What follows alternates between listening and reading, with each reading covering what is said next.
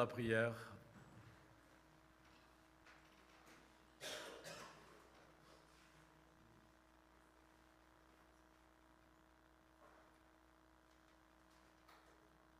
Nous reconnaissons que tu es Dieu.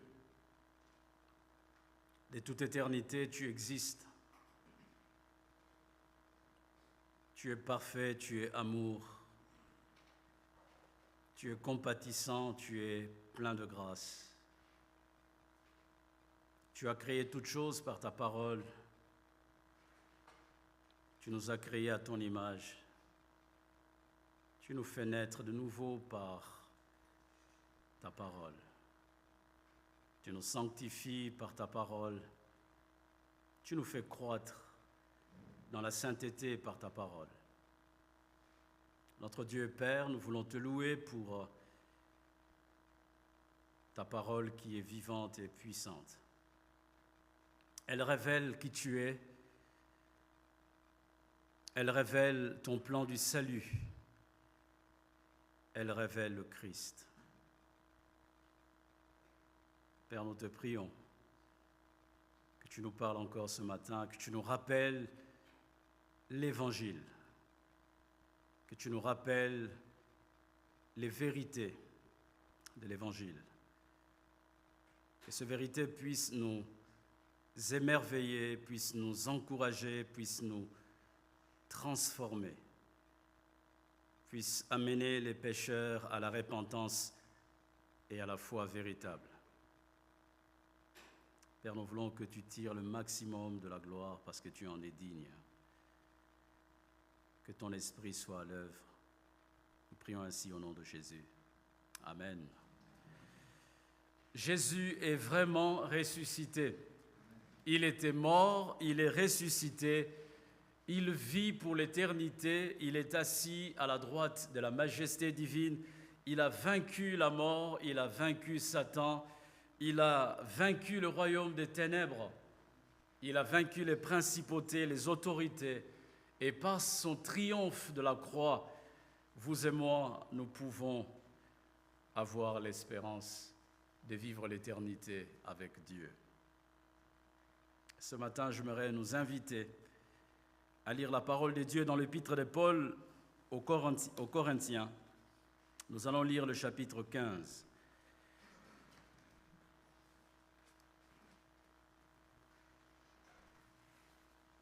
Nous lisons à partir du premier verset jusqu'au verset 26. 1 Corinthiens chapitre 15, nous lisons la parole de Dieu. Je vous rappelle, frères et sœurs, l'évangile que je vous ai annoncé, que vous avez reçu et dans lequel vous tenez ferme. C'est aussi par lui que vous êtes sauvés si vous le retenez dans les termes où je vous l'ai annoncé. Autrement, votre foi aurait été inutile. Je vous ai transmis avant tout le message que j'avais moi aussi reçu. Christ est mort pour nos péchés, conformément aux Écritures. Il a été enseveli et il est ressuscité le troisième jour, conformément aux Écritures. Ensuite, il est apparu à Céphas, puis aux 12. Après cela, il est apparu à plus de 500 frères et sœurs à la fois, dont la plupart sont encore vivants et dont quelques-uns sont morts. Ensuite, il est apparu à Jacques, puis à tous les apôtres. Après eux tous, il m'est apparu à moi aussi, comme à un enfant né hors terme. En effet, je suis le plus petit des apôtres et je ne mérite même pas d'être appelé apôtre parce que j'ai persécuté l'Église de Dieu. Mais par la grâce de Dieu, je suis ce que je suis. Et sa grâce envers moi n'a pas été sans résultat. Au contraire, j'ai travaillé plus que tous, non pas moi toutefois, mais la grâce de Dieu avec moi. Ainsi donc, que ce soit moi ou que ce soit eux, voilà le message que nous prêchons et voilà aussi ce que nous avons cru. Or, si l'on prêche que Christ est ressuscité, comment quelques-uns parmi vous peuvent-ils dire qu'il n'y a pas de résurrection des morts? S'il n'y a pas de résurrection des morts, Christ non plus n'est pas ressuscité. Et si Christ n'est pas ressuscité, alors notre prédication est vide et notre foi aussi. Il se trouve même que nous sommes des faux témoins vis-à-vis de Dieu, puisque nous avons témoigné contre Dieu qu'il a ressuscité Christ. Or, si il ne l'a pas fait, si les morts ne ressuscitent pas. En effet, si les morts ne ressuscitent pas, Christ non plus n'est pas ressuscité. Or, si Christ n'est pas ressuscité, votre foi est inutile. Vous êtes encore dans vos péchés et par conséquent, ceux qui sont morts en Christ sont aussi perdus. Si c'est pour cette vie seulement que nous espérons en Christ, nous sommes les plus à plaindre de tous les hommes. Mais en réalité, Christ est ressuscité, précédant ainsi ceux qui sont morts. En effet, puisque la mort est venue à travers un homme, c'est aussi à travers un homme qu'est venue la résurrection des morts. Et comme tous meurent en Adam, de même aussi tous revivront en Christ. Mais chacun a son propre rang, Christ en premier, puis ceux qui appartiennent à Christ lors de son retour. Ensuite viendra la fin, quand il remettra le royaume à celui qui est Dieu et Père, après avoir anéanti toute domination, toute autorité et toute puissance. En effet, il faut qu'il règne jusqu'à ce qu'il ait mis tous ses ennemis sous ses pieds. Le dernier ennemi qui sera anéanti, c'est la mort. C'est la parole de Dieu. Dans la perspective terrestre, la mort semble être la fin de toute chose. Mais dans la perspective céleste, la mort est le début de la véritable vie. Vous vous souviendrez de 2 disciples sur le chemin d'Emmaüs qui disaient à Jésus, ne sachant pas que c'était lui, ils lui ont dit ceci: nous espérions que ce serait lui qui délivrerait Israël. Mais avec tout cela, voici déjà le 3e jour que ces événements se sont produits. Il me semble que ces 2 disciples avaient perdu l'espérance. Ils n'avaient plus d'espérance, comme quoi c'est Jésus qui pourtant leur avait dit durant son ministère terrestre qu'il était la résurrection et la vie. Ces disciples avaient oublié ces paroles. Jésus devait mourir afin de ressusciter.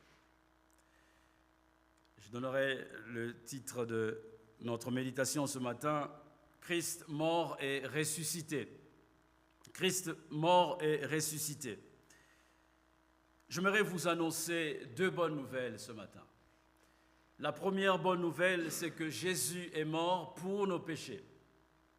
La deuxième bonne nouvelle, c'est que Jésus est mort, non plutôt Jésus est ressuscité pour notre espérance. 2 bonnes nouvelles à partager ce matin. Christ est mort pour nos péchés.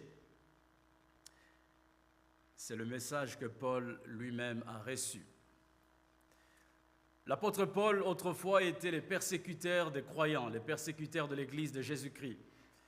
Alors qu'il se rendait sur Damas, il a rencontré Jésus, le ressuscité d'entre les morts. Et Jésus lui a parlé. Et cette rencontre de Paul et Jésus aura marqué toute l'existence de Paul.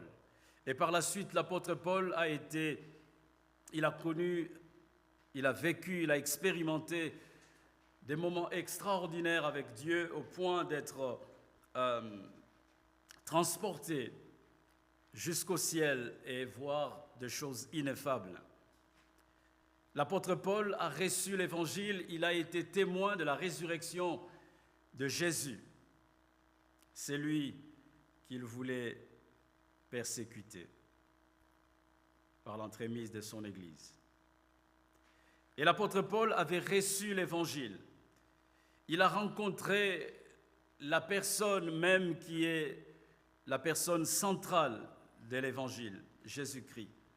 Et le message que Paul avait reçu, il l'a aussi transmis ensuite à l'église de Corinthe qu'il avait lui-même implanté lors de son deuxième voyage missionnaire.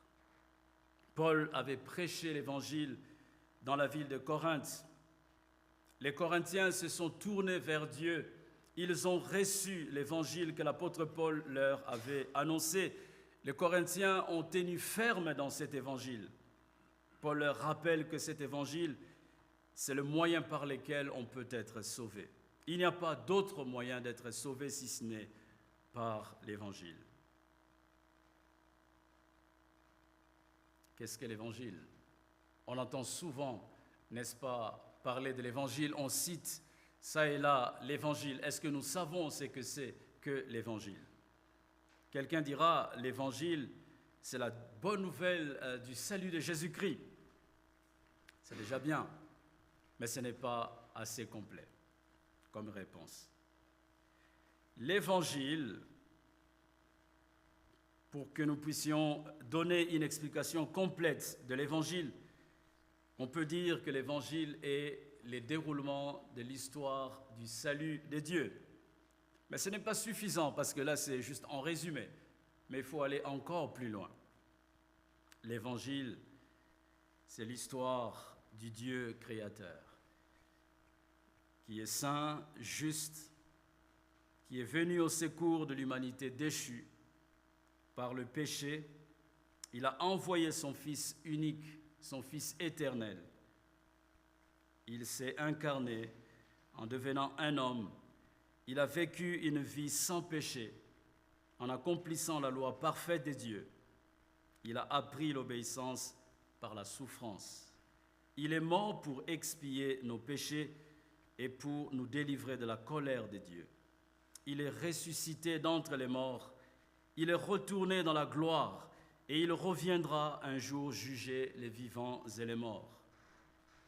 L'être humain qui est déchu par le péché est appelé à se repentir et à placer sa confiance dans le Fils de Dieu et à croire en son sacrifice en vue du pardon des péchés et la vie éternelle, afin de connaître une vie glorieuse dans la présence de Dieu. C'est l'évangile que Paul avait annoncé aux Corinthiens. Et c'est cet évangile qui sauve et qui constitue le fondement, la fondation de la foi chrétienne. Quand on prêche, par exemple, les miracles, quand on prêche les guérisons, quand on pratique les dons spirituels, lorsqu'on pratique la délivrance et que l'on prie pour les malades en vue de guérisons miraculeuses, on ne prêche pas l'évangile. On ne demeure pas dans l'évangile. La semaine dernière, nous avons reçu un mail, quelqu'un qui nous posait la question, est-ce que vous pratiquez la guérison et la délivrance dans votre église? Jean-Marc m'en a informé et j'ai répondu en disant, nous ne pratiquons pas la délivrance et la guérison, nous prêchons simplement l'évangile. Si l'évangile n'est pas prêché, il ne peut pas y avoir les saluts des âmes. L'apôtre Paul disait ceci aux Corinthiens, les Juifs demandent un signe miraculeux et les Grecs recherchent la sagesse. Or nous prêchons un Messie crucifié, scandale pour les Juifs et folie pour le non-juif, mais puissance de Dieu pour ceux qui sont appelés, qu'ils soient juifs ou non. L'Évangile comporte, n'est-ce pas, plusieurs vérités théologiques et bibliques. Mais au cœur de l'Évangile se trouve le message de la mort de Jésus pour les pardons de nos péchés et sa résurrection en vue de notre espérance. Voilà pourquoi l'apôtre Paul dit au verset 3 et 4, « Je vous ai transmis avant tout le message que j'avais moi aussi reçu. Christ est mort pour nos péchés conformément aux Écritures. Il a été enseveli et il est ressuscité le troisième jour, conformément aux Écritures. La version de la Bible Semeur dit « Je vous ai transmis comme un enseignement de la première importance ce que j'ai reçu moi-même. » Et la version de la Bible Darby dit « Je vous ai communiqué avant toute chose ce que j'ai aussi reçu. » Chers frères et sœurs, la mort de Jésus-Christ pour le pardon de péchés ainsi que sa résurrection en vue de notre espérance constitue l'épicentre même de l'Évangile. C'est le plat consistant et principal. Imaginez-vous, un ami vous invite, il vous dit « Tiens, demain à 12h30, je t'invite au resto, nous allons déjeuner ensemble. Tu vas te régaler. » Vous arrivez au restaurant, on vous sert l'entrée, des chips avec quelques jambons. Vous mangez, très bien. Et quelques minutes après, on vous amène le dessert, un gâteau au chocolat. Et l'ami en question vous dit, mais c'était, n'est-ce pas formidable? Tiens, bonne journée, on se verra une autre fois. Quoi? Il m'a invité au resto, mais disant que nous allions déjeuner, que ça allait être génial, j'allais me régaler. Mais où est passé le plan principal? Mais on n'a pas déjeuné. Où est passé le plan consistant? Chers frères et sœurs, à chaque fois que nous prêchons l'Évangile, à chaque fois que nous parlons de la Bible, si la prédication n'est pas christocentrique, si Jésus n'est pas au centre de notre message, si la mort de Jésus pour le pardon de péchés et sa résurrection en vue de notre espérance n'est pas au cœur de notre message, nous sommes juste en train de passer sur la périphérie, mais on ne touche pas les cœurs de l'Évangile. Voilà pourquoi Jean 3,16, me semble-t-il, est le message principal de l'Évangile. Dieu a tant aimé le monde, il a donné son Fils unique afin que quiconque croit en lui ne périsse pas, mais qu'il ait la vie éternelle. Ce verset en lui-même renferme plusieurs vérités bibliques et théologiques. Ce verset met en évidence le caractère de Dieu. C'est un Dieu d'amour. Ce verset met en évidence le caractère de son Fils. Il est le Fils unique, c'est-à-dire qu'il est venu d'en haut. Ce verset met en évidence le caractère de l'homme. Il a besoin du salut parce qu'il est déchu. Ce verset met en évidence l'importance de la vie éternelle. On est déjà dans l'espérance qui nous attend.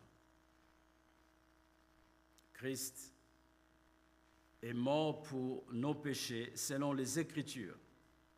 Christ est mort, il a été enseveli, il est ressuscité le troisième jour selon les Écritures. Et les Écritures dont Paul fait allusion ici, au moment où il écrit aux Corinthiens, ce n'est-ce pas la loi, les prophètes et les psaumes.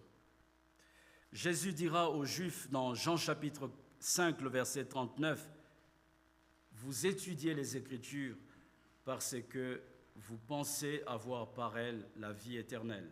Ce sont elles qui rendent témoignage à mon sujet. » Les prophètes Ésaïe parlaient de la mort du Christ pour le pardon des péchés de son peuple, 8e siècle avant que Jésus ne naisse. Le roi David avait prophétisé sur l'ensevelissement et la résurrection du Messie. On peut voir ça dans le psaume 16 et le psaume 22. Et Jésus lui-même avait parlé de sa mort et de sa résurrection après 3 jours. Jésus est mort et il est ressuscité selon les Écritures. Non seulement les Écritures avaient annoncé la mort de Christ pour le pardon de nos péchés, son ensevelissement et sa résurrection le 3e jour, il y a aussi eu des témoins choisis d'avance par Dieu à qui le Christ s'est apparu après sa résurrection. On parle, n'est-ce pas, de plus de 300, de plus de 500 frères et sœurs à la fois. Vous imaginez? Jésus, lorsqu'il est ressuscité, il est apparu à plus de 500 frères et sœurs à la fois. C'est un miracle. Plus de 500 frères et sœurs ont vu Jésus au même moment. Après plus de 500 frères et sœurs, Jésus est apparu à son frère dans la chair, Jacques, qui, disons-le, ne croyait pas en Jésus. Mais lorsque Jésus est ressuscité, il est allé voir son frère. Et Jacques est devenu un pilier dans l'Église de Jésus-Christ. Et après Jacques, Jésus est apparu à tous les apôtres, sauf bien sûr Judas qui s'était déjà pendu. Et enfin, Jésus est apparu à Paul, les derniers des apôtres, sur le chemin de Damas. Christ est mort pour nos péchés. Qu'est-ce que cela signifie? Christ, c'est le oint de Dieu. C'est lui que Dieu avait choisi de toute éternité. C'est celui qui est venu d'en haut. C'est le Fils éternel du Père. C'est le serviteur fidèle du Père, le saint serviteur. C'est le roi éternel. C'est lui par qui Dieu a créé toutes choses. Et il est devenu un homme. Il a revêtu l'humanité pécheresse. Il a vécu une vie sans péché, mais il a porté sur lui tous nos péchés à la croix. En mourant sur la croix, Jésus est devenu péché littéralement. La juste colère de Dieu est tombée sur lui comme un juste jugement réservé au péché, afin que la justice de Christ nous soit imputée et que nous devenions justes et non coupables devant la justice de Dieu. La Bible nous dit que le salaire du péché, c'est la mort. Le salaire du péché, c'est la séparation. Lorsque nous péchons, nous nous séparons de Dieu, nous mourons. Nous ne pouvons plus être en communion avec Dieu.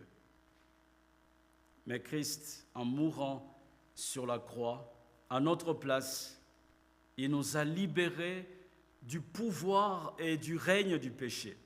Il a payé la dette de nos péchés une fois pour toutes, et il a ainsi accompli de manière définitive la rédemption éternelle de nos âmes. La mort de Christ pour nos péchés rend possible l'expiation et la propitiation. La mort de Jésus pour nos péchés satisfait la justice parfaite de Dieu. La mort de Jésus pour les péchés nous offre le pardon divin ainsi que la réconciliation avec lui. Jésus mort pour nos péchés, c'est l'échange. Il devient péché et en retour, il nous communique sa justice parfaite pour que nous soyons recevables devant Dieu. Et on est ainsi réconciliés avec lui pour le pardon de péché. C'est le message que Paul et les autres apôtres avaient prêché. Et ce message, c'est Christ crucifié.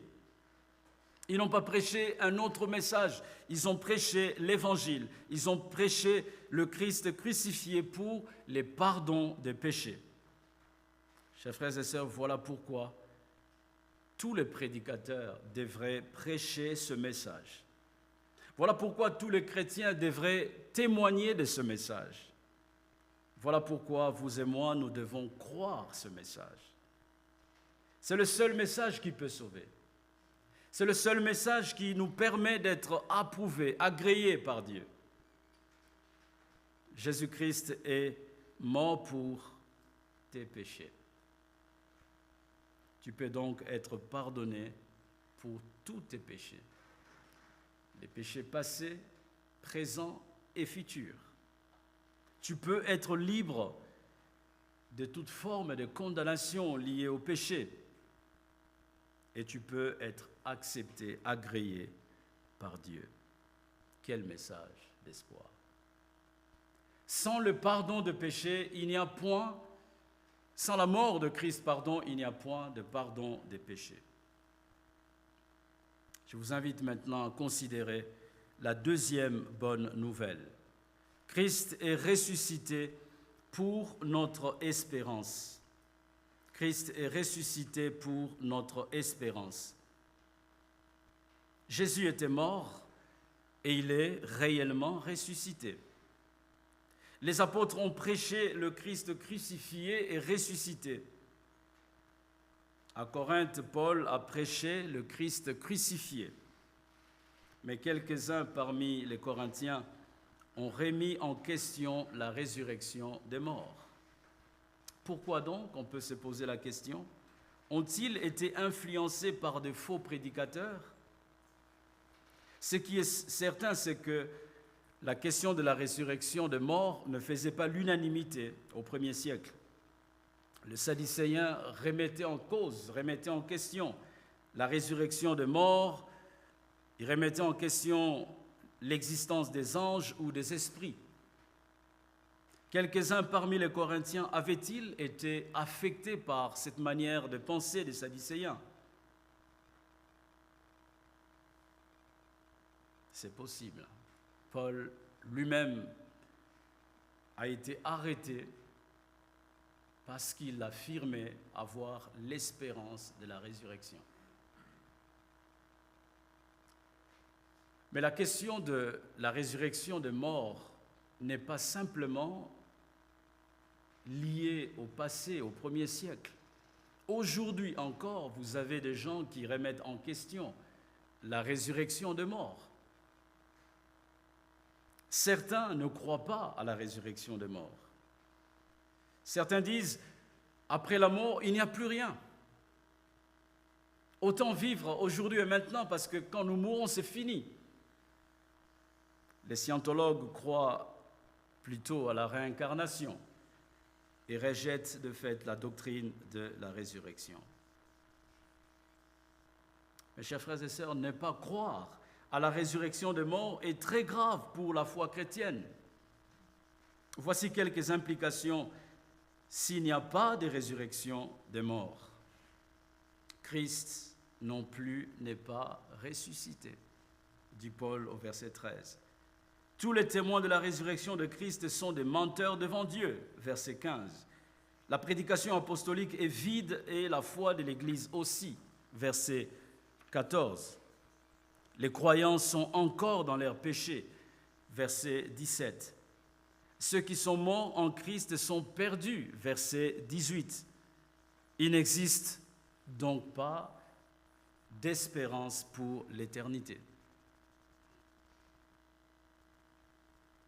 L'apôtre Paul dit au verset 19, « Car si c'est pour cette vie seulement que nous espérons en Christ, nous sommes les plus à plaindre de tous les hommes. Si la résurrection de mort n'existe pas, nous sommes perdus, il n'y a plus d'espoir pour nous. Mais en réalité, Christ est ressuscité, le verset 20 nous le dit. Et puisque Christ est réellement ressuscité, il y a de l'espérance. Il y a de l'espérance dans 5 domaines selon ce texte. Le premier domaine où il y a de l'espérance du fait que Jésus soit réellement ressuscité, c'est que la prédication et la foi chrétienne trouvent son sens. Parce que la prédication biblique et la foi chrétienne n'aura plus de consistance, n'aura plus de raison d'être si Jésus n'est pas ressuscité, s'il n'y a pas de résurrection de mort. Nous allons prêcher un message qui n'a pas d'espoir, qui n'a pas d'espérance.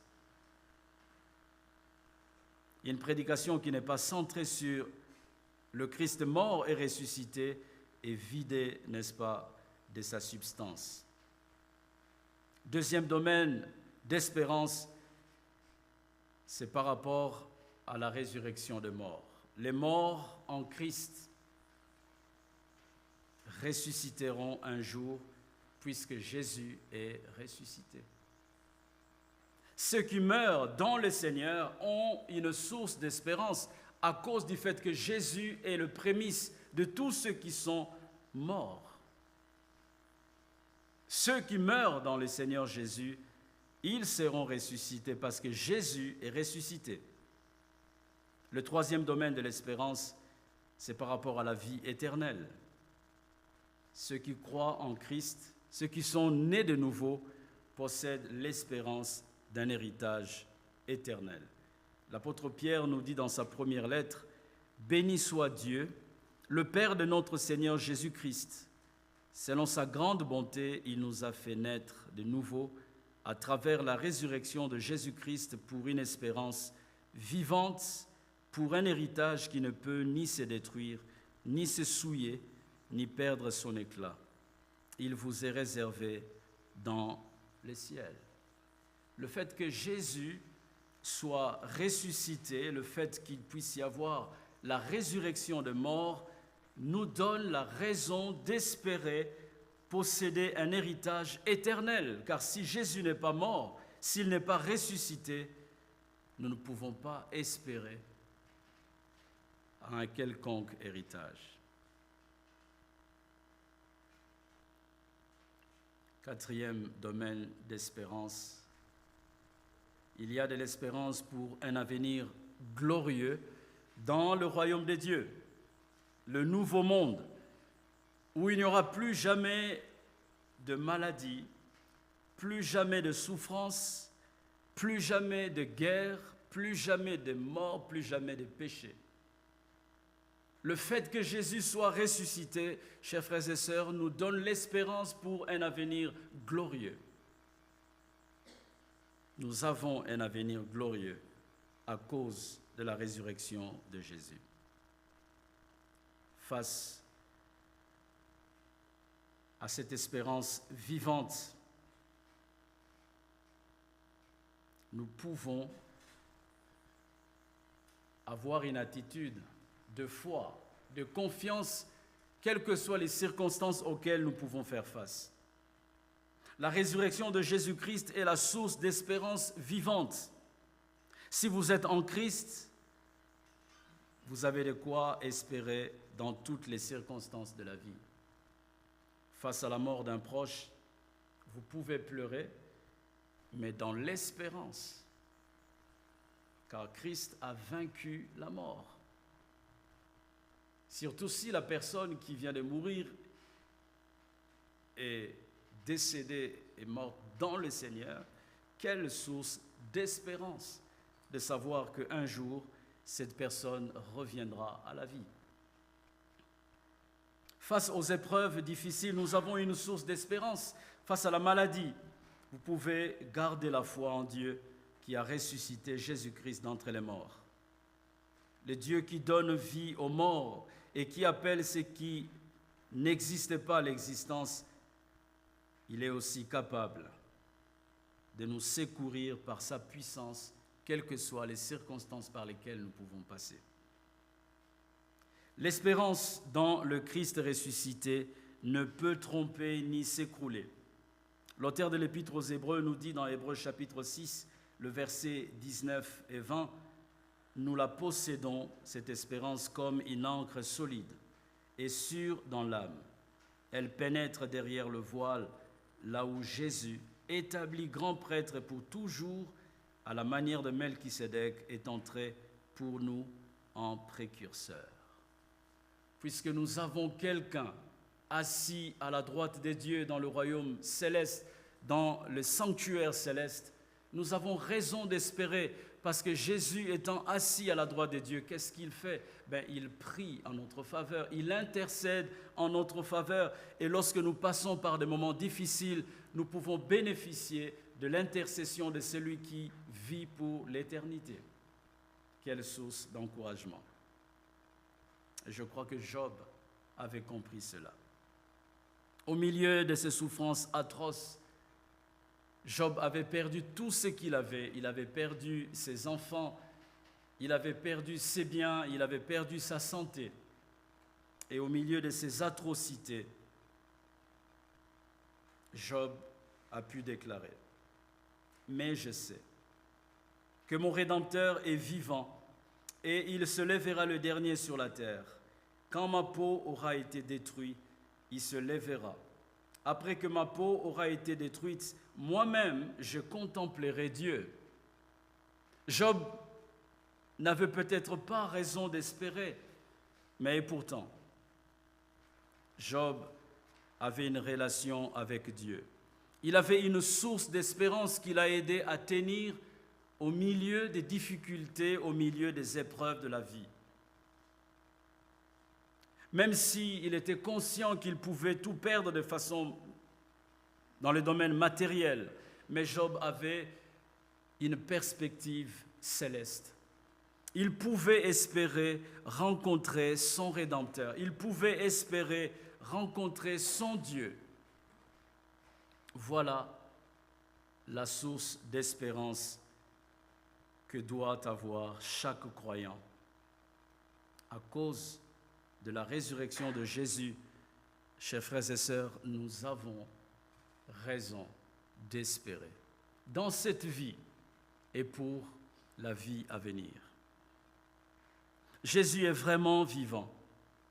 Il intercède pour nous et il reviendra bientôt. Telle est notre espérance. Alors que nous vivons dans une société où tout semble aller de travers, nous pouvons avoir des doutes par rapport à notre avenir. Nous pouvons être angoissés par des circonstances auxquelles nous pouvons connaître dans cette vie.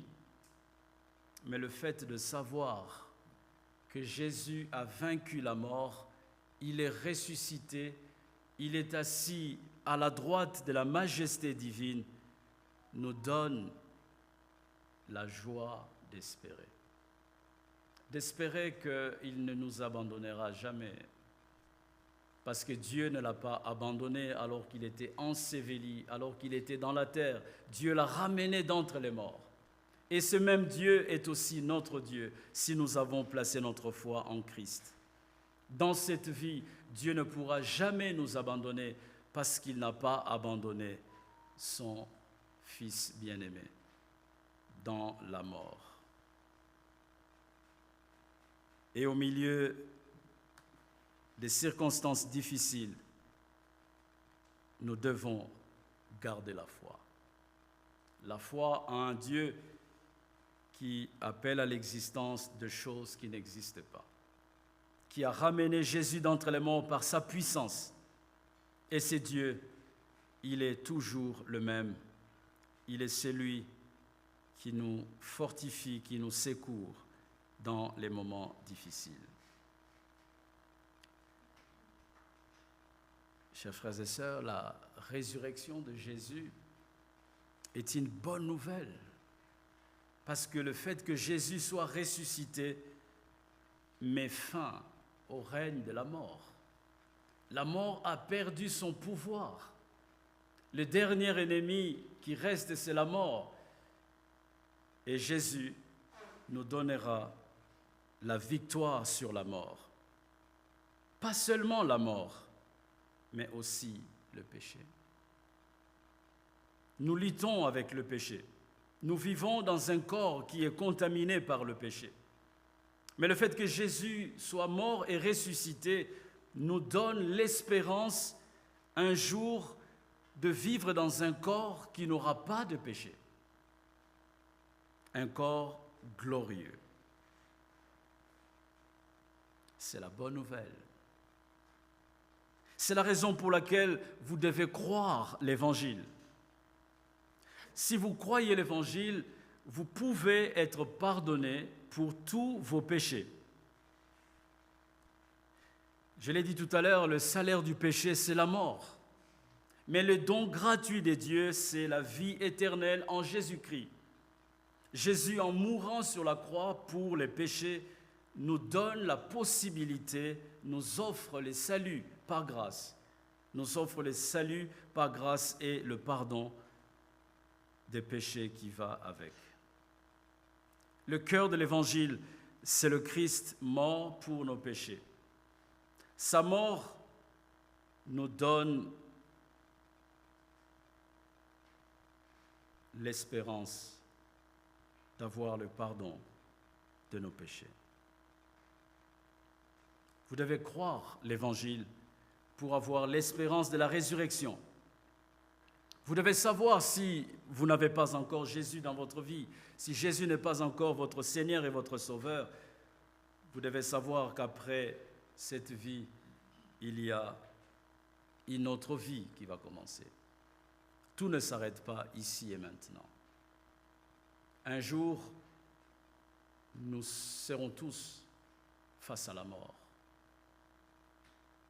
Mais ceux qui ont Jésus comme source d'espérance, certes, on peut flipper face à la mort, mais ce que nous devons savoir, c'est qu'en mourant dans cette vie, nous possédons l'espérance d'une vie nouvelle, une vie éternelle avec Dieu. Mais si vous n'avez pas Jésus, si Jésus n'est pas la source de votre espérance pour une vie de résurrection éternelle, vous devez craindre les pires. Et je vous invite à réfléchir à cette question. Un jour, vous mourrez. Avez-vous l'espérance de la résurrection pour vivre l'éternité avec Dieu? Réfléchissez à cette question. Vous devez y penser tous les jours de votre vie. Aussi longtemps que Dieu vous renouvelle le souffle de vie, vous devez réfléchir à cette question.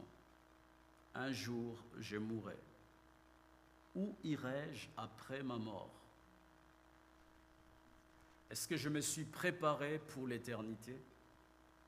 La vie sur la terre a une limite, mais il y a une vie qui n'aura pas de limite. C'est la vie éternelle, c'est l'éternité. Et l'éternité est devant nous. La mort et la résurrection de Jésus doivent nous rappeler qu'un jour, chaque être humain créé à l'image de Dieu doit mourir. Parce que le péché est entré dans le monde par un homme.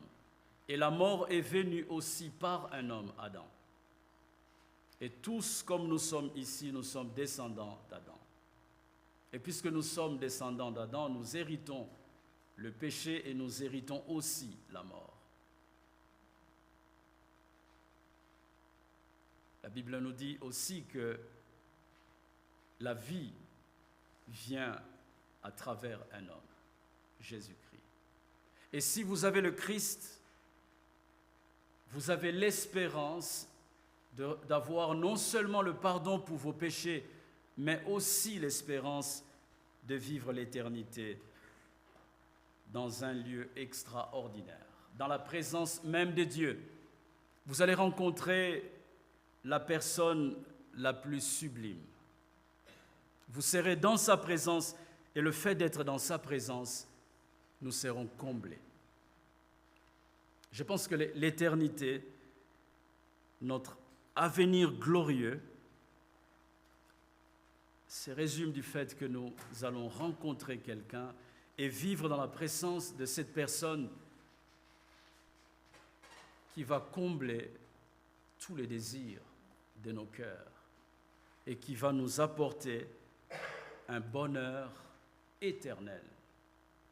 Avez-vous cette espérance? Chers frères et sœurs, nous devons continuer à prêcher l'Évangile, à témoigner de cet Évangile, mais aussi à prêcher l'Évangile à nous-mêmes. Dans notre quotidien, dans des moments difficiles, nous devons nous prêcher à nous-mêmes l'Évangile. En nous prêchant l'Évangile, nous allons retrouver la joie de vivre, la paix, l'espérance au milieu des difficultés. Nous devons emboîter les pas de Job qui, au milieu de ces difficultés, il s'est prêché à lui-même l'Évangile. Je sais que mon Rédempteur est vivant et il se lèvera. Nous devons emboîter les pas de David qui, au milieu de ses difficultés, il s'est prêché lui-même l'Évangile. Mon âme, pourquoi es-tu abattu? Espère en Dieu. Nous devons nous prêcher l'Évangile, nous rappeler Quel Dieu nous avons! L'Évangile met en évidence les caractères de Dieu. Nous avons un Dieu qui est un Dieu d'amour, un Dieu de grâce, un Dieu de paix, un Dieu de compassion, de miséricorde, qui est un Père pour ceux qui sont en relation avec Jésus.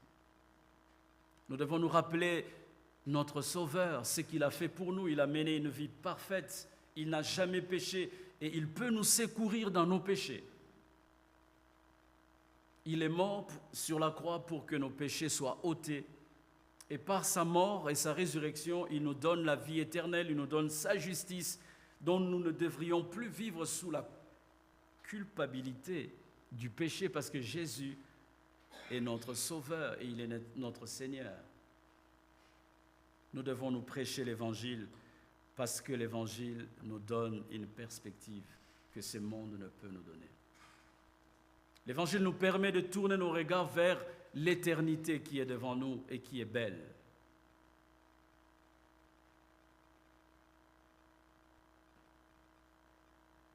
Jésus-Christ est mort pour nos péchés. Le péché n'a plus son pouvoir sur nous. Jésus est ressuscité pour notre espérance. La mort a perdu son pouvoir. Gloire à Dieu. Gloire à Dieu parce que Jésus est mort et il est ressuscité et c'est la source de notre espérance dans cette vie et pour l'éternité. Prions le Seigneur.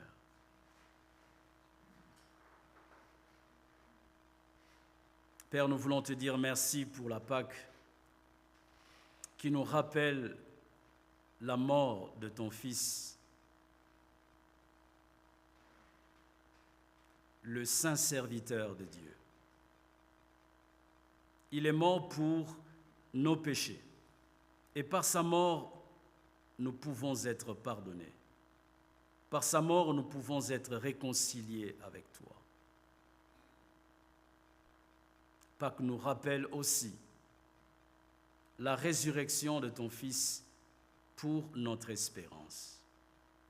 Puisqu'il est ressuscité, nous avons l'espérance de vivre l'éternité avec toi. Nous avons l'espérance de croire qu'un jour, nous serons revêtus d'un corps glorieux dans lequel il n'y aura plus de péché, de maladie, de souffrance. Puisqu'il est ressuscité, nous pouvons d'ores et déjà entrevoir un avenir plein d'espérance. Nous serons dans la présence de Dieu. Nous serons consolés de toutes nos peines, de toutes nos souffrances. Tu essuieras nos larmes dans l'éternité à venir.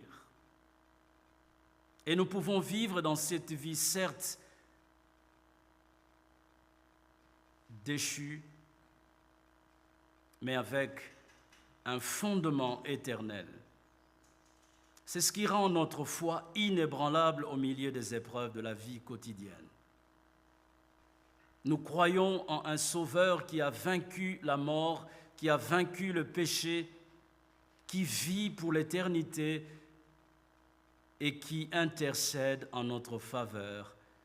Et il revient bientôt nous chercher, afin que là où il est, nous y soyons. Telle est notre espérance. Père, je prie pour que ces vérités de l'Évangile soient gravées au plus profond de nos cœurs ce matin. Que des personnes dans cette salle qui traversent des moments difficiles, Seigneur, je prie pour que tu viennes imprimer les vérités de l'Évangile dans leur cœur comme un baume de soulagement et de réconfort. Pour des personnes dans cette salle, notre Dieu, qui se posent encore des questions, qui n'ont pas réglé la question de l'éternité avec toi, je prie pour que par le Saint-Esprit, tu les amènes à la conviction profonde.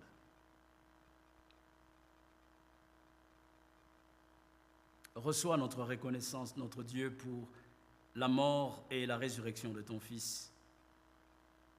Et merci pour son retour dans la gloire. Par lui, nous pouvons espérer un avenir glorieux.